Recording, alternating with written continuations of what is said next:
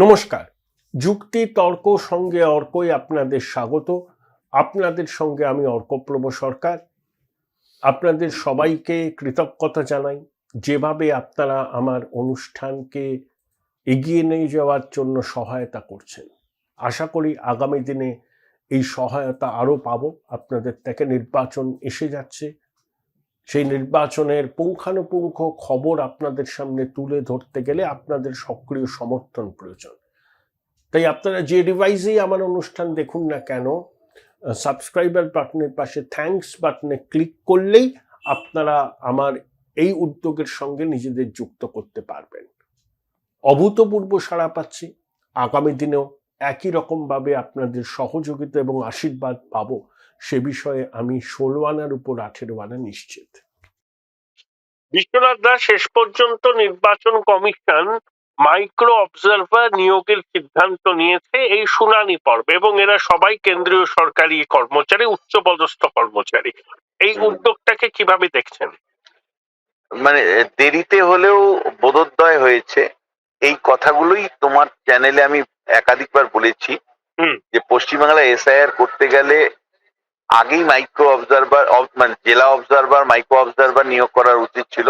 দেরিতে হলেও করছে শুনানি পর্বে, কিন্তু মাইক্রো অবজারভার যেহেতু সেন্ট্রাল গভর্নমেন্টে কর্মী থাকবে, তাদের ভাষাগত সমস্যা হওয়ার সম্ভাবনা থাকতে পারে এক।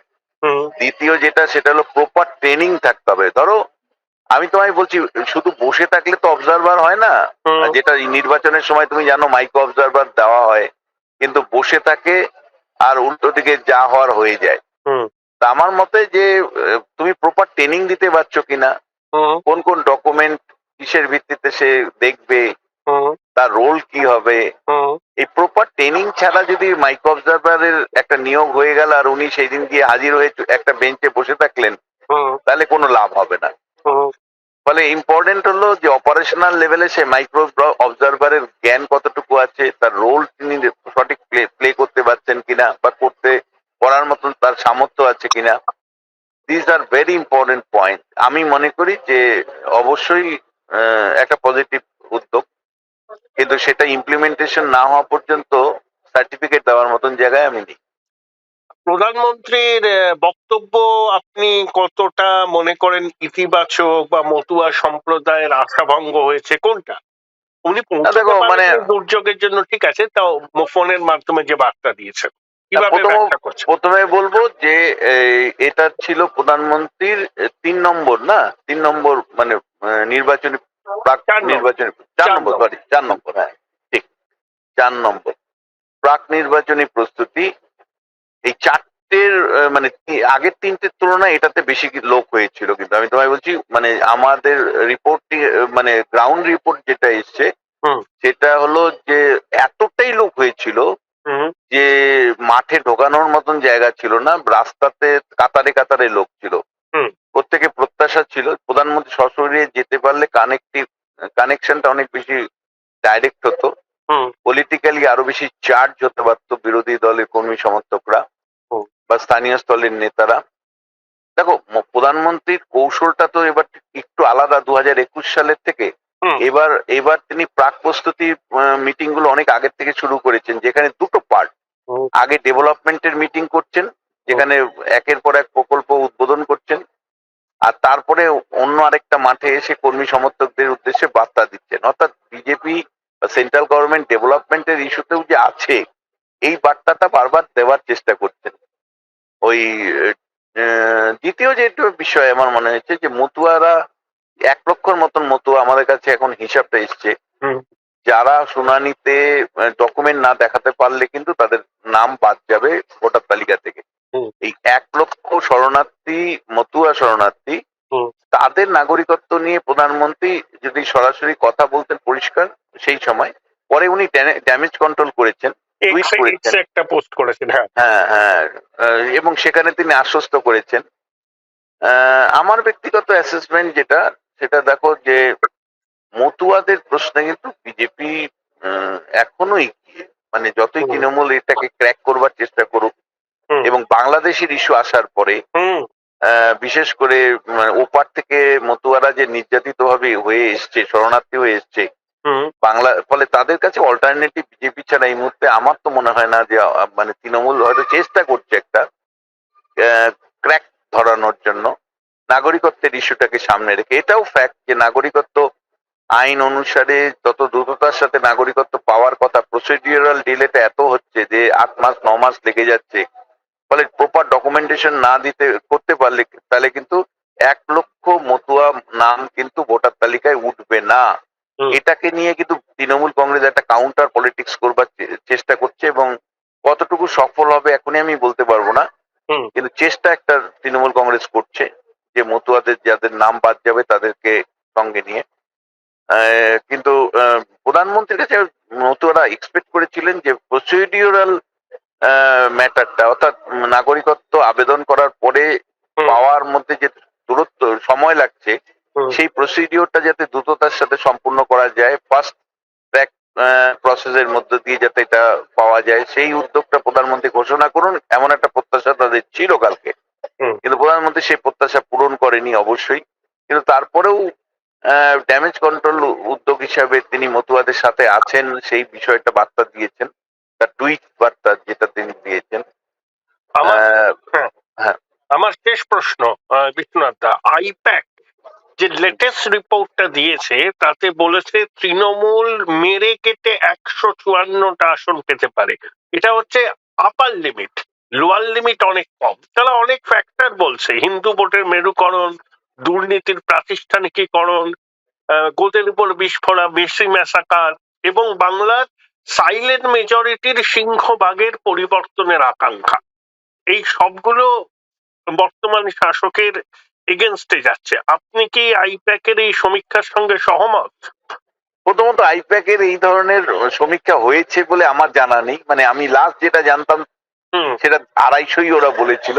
হুম, তারপরে এখন এই ধরনের ফিগার ওরা বলেছে, এটা আমার সত্যি জানা নেই, তোমার থেকেই জানতে পারলাম। হুম, কিন্তু আমি তোমায় বলতে চাই যে it is too early to make any comment. হুম, আমি সবচেয়ে বেশি নজর এই মুহূর্তে রাজনীতিতে যেটা দিচ্ছি সেটা হলো মুর্শিদাবাদে হুমায়ুনের হুম, দলের উদ্ভব।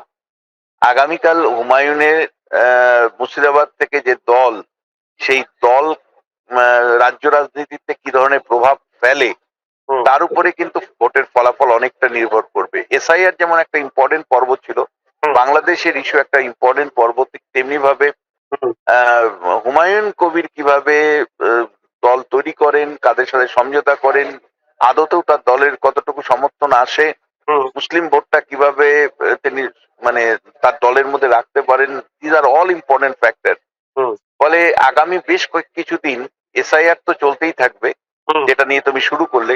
তুমি মানে আমাদের চোখ রাখতে হবে সবাইকেই বাংলাদেশের ডেভেলপমেন্ট নিয়ে, হুম, কারণ বাংলাদেশে যেভাবে হিন্দুদের উপর নির্যাতন হচ্ছে তার একটা কিন্তু আহ, বলা যায় রিভার্স ট্রেন্ড এখানে হতে পারে, অর্থাৎ হুম, হিন্দু ভোটের কনসলিডেশন হতে পারে বিজেপির পক্ষে, যার সম্ভাবনা প্রবল। হুম, ফলে বাংলাদেশে যত হিন্দু অত্যাচার বা নিপীড়নের খবর আসবে, ভিডিও আসবে, বিভিন্ন ঘটনা ঘটতে থাকবে, তত কিন্তু এ রাজ্যে হিন্দু ভোটের পোলারাইজেশনের সম্ভাবনা বাড়বে বলে আমি মনে করি। হুম, আর আরেকটা দিকে হলো যে মুসলিমরা নিজেদের দল যদি তৈরি করে, যেটা হুমায়ুনের নেতৃত্বে বাবরি মসজিদের আহ, গঠনের আবহে, সেই মুসলিম দলটা কতটুকু প্রভাব বিস্তার করতে পারে রাজ্য রাজনীতিতে, তারা কতটুকু ফ্যাক্টর হয়ে উঠতে পারে, তার উপরে কিন্তু ভোটের ফলাফল নির্ভর করবে। ফলে it is too early to make any comment and any conclusion. তবে মানে অ্যান্টি তৃণমূল ভোটার যে বেড়েছে 2021-এর থেকে, হুম। তা নিয়ে আমার কোনো সংশয় নেই। তবে আপনি যে 250টার বললেন, ওটা কিন্তু দিদিমণির ঘনিষ্ঠ লোকজনদের ন্যারেটিভ তৈরির একটা চেষ্টা। আইপ্যাক কিন্তু এই ফিগার কখনো বলেনি। দেখো, আইপ্যাকের আরেকটা স্ট্র্যাটেজিক্যাল অবস্থানও আছে। তুমি হুম, জানো যে অভিষেক বন্দ্যোপাধ্যায় কিন্তু অনেক সময় চার্জ করতে চায় দলকে, হুম, মানে দল সংকটে সবাই নেমে পড়ো, হুম, এই ভাবনা থেকে ওই ফিগার বলে দিতে পারে। হুম, ফলে আইপ্যাক কৌশলগত জায়গা থেকে পরিসংখ্যান গুলো বলে। আমি একজন মানে নির্বাচন চর্চাকারী হিসাবে, হুম, 25 বছরের নির্বাচন চর্চাকারী হিসাবে, হুম, মানে একটা কৌশলগত টিমের ফিগার হুম, আমার কাছে মানে ততটা রিলায়েবল নয়। হুম, কারণ তারা এমন হতে পারে কর্মী সমর্থকদেরকে মাঠে নামানোর জন্য সংখ্যা কম বলে চার্জ করানোর জন্য সংখ্যাটা কম বলতে পারে বা সংখ্যাটা বেশিও বলতে পারে। ফলে তারা কৌশলগত জায়গা থেকে এই সংখ্যাগুলো বলেন, যার সাথে নির্বাচন চর্চাকারী হিসাবে গ্রাউন্ড রিয়ালিটি কতটুকু সম্পর্ক আছে তা সবসময় একটা সংশয় তো থাকে। আমার শেষ প্রশ্ন বিশ্বনাথ দা, 2011-এ বাম বিদায় নিশ্চিত ছিল, কিন্তু যাদবপুরে বুদ্ধবাবু হারবেন সেটা কিন্তু মমতা বন্দ্যোপাধ্যায়ও বিশ্বাস করতে চাননি। মনীশ বাবু দাঁড়াবার জন্য রাজি হওয়াতে তিনি হাঁফ ছেড়ে বেঁচেছিলেন। অনেকে বলছেন ভবানীপুরেও এবার যাদবপুরের পুনরাবৃত্তি হবে। আমারও তোমায় বলছি যে আমাদের মানে নির্বাচন তো সহজভাবে হয় না। আমাদের নির্বাচনে মানি পাওয়ার, মাসল পাওয়ার ব্যবহার হয় এবং গভর্নমেন্ট মেশিনারির ব্যবহার হয়। চারটা এম এখন ইউজ হচ্ছে: money power, muscle power, misuse of government machinery and misinformation narrative তৈরি করতে কাজে লাগে। গভর্নমেন্ট মেশিনারি অর্থাৎ রাজ্য পুলিশ সরাসরি তৃণমূলকে জয়ী করার জন্য ব্যবহার হয়, তো উল্টো দিকে সেন্ট্রাল ফোর্স কেন্দ্রের শাসক দলের দিকে কথা বলে। আর ব্যাপক পরিমাণে তৃণমূলের লোকাল মানি পাওয়ার আছে। আমি বলছি তৃণমূল কেবলমাত্র কর্পোরেট থেকে 1650 কোটি টাকা পেয়ে তৃতীয় বৃহত্তম মানে অর্থ ভান্ডার তৈরি করেছে তা নয়। লোকাল পঞ্চায়েত, পুরসভা সর্বস্তরের তাদের প্রতিনিধির মাধ্যমে কোটি কোটি টাকা তাদের কাছে আছে। ফলে নির্বাচনের ভোটের আগে মানুষের হাতে টাকা দিয়ে বা যেভাবে প্রচার আজকাল হচ্ছে সেইটা কিন্তু আমি তোমায় বলছি ভোটকে যে কোনো সময় নাড়িয়ে দিতে পারে। আর একই সাথে তোমাকে আমি বলবো যে যেভাবে দুর্বৃত্ত রাজনীতিকে নিয়ন্ত্রণ করছে, শেষ পর্যন্ত ভোটের দিন তুমি সারা মানে ভোটের প্রত্যেকটা পর্বে দেখলে সব ঠিকঠাক আছে, কিন্তু ভোটের দিন সেই দুর্বৃত্তরা যদি নেমে যায় তখন কি ধরনের নির্বাচন হয় তুমি সল্টলেকবাসী তুমি জানো। ফলে তোমার অভিজ্ঞতা থেকে তুমি বিচার করবে যে শেষ পর্যন্ত ইলেকশন কমিশন এই চ্যালেঞ্জ গুলোকে মোকাবিলা করতে পারবে তো? মানি পাওয়ারের সাথে লড়াই করতে পারবে, মাসল পাওয়ারের সাথে লড়াই করতে পারবে? দুর্বৃত্ত যেভাবে রাজনীতিতে ঘটেছে, ভোটের দুর্বৃত্তদের প্রভাব থেকে মুক্ত করে সাধারণ নাগরিককে আশ্বস্ত করতে পারবে স্বাধীনভাবে ভোট দেওয়া? This are all important factor, micro লেভেলের ফ্যাক্টর, যেগুলোকে কনসিডার না করে শুধু আমরা কতগুলো ইস্যুর ভিত্তিতে এ জিতছে ও হারছে যদি বলি তাহলে ভুল হবে। আমার কাছে মোর ইম্পর্টেন্ট, তুমি জানো আমাকে বহু বছর ধরে, তুমি চেনো যে আমি একদম গ্রাসরুট লেভেল ধরে ধরে কাজ করতে ভালোবাসি। ফলে সেই জায়গাতে অনেক ইফবার্টস আছে, দেখা যাক যে কোন ইফবার্টস কিভাবে নিউট্রালাইজ কেউ করতে পারে কিনা। থ্যাংক ইউ বিশ্বনাথ দা, thank you. Join Indian Institute of Hotel Management now. Right choice, right decision.